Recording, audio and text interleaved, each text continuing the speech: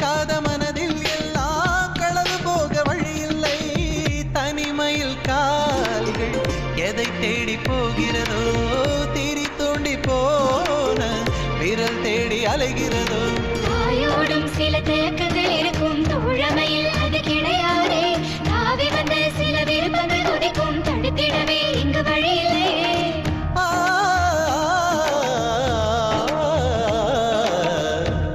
காணும் காலங்கள் கரைந்தோடும் நேரங்கள் கலையாத கோலம் போடுமோ.